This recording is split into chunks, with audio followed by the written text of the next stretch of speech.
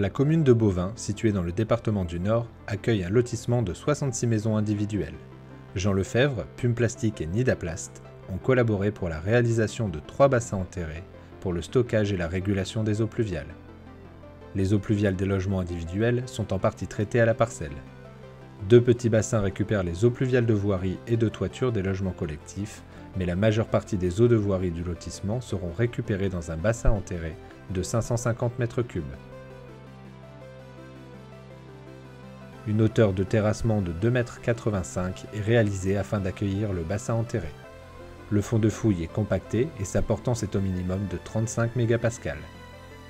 Un lit de pose est constitué de matériaux drainants de type gravier 20-40 pour favoriser le drainage et l'infiltration des eaux pluviales.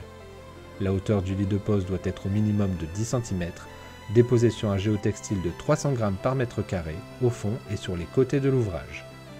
Une attention particulière sera portée à la planéité du lit de pose.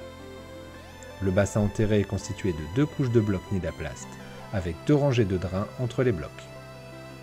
Les drains constituent le canal de diffusion et de sédimentation contrôlable et hydrocurable. Ce canal de sédimentation permet de conserver les matières en suspension dans les drains sans risque de pénétration dans la structure. Les blocs seront posés côte à côte et superposés à joints croisés dans les 2 directions dans la mesure du possible. Pour cela, certains blocs pourront être découpés verticalement.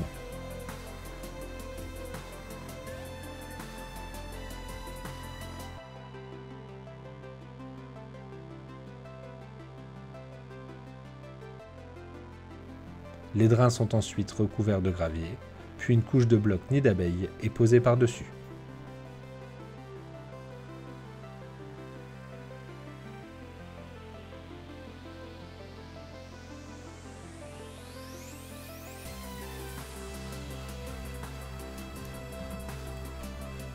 Puis, un géotextile anti-poinçonnement est positionné sur la dernière couche de blocs. Un dispositif d'évacuation d'air de type nid à évent est placé sur la structure et connecté au regard. Enfin, il ne reste plus qu'à envelopper tout le bassin, y compris les vents, avec le géotextile. Le remblaiement et le compactage se feront par couches successives et alternées de part et d'autre de l'ouvrage de manière à assurer sa stabilité. Il convient de ne pas rouler directement sur les blocs avant la mise en œuvre de la première couche de remblai compacté.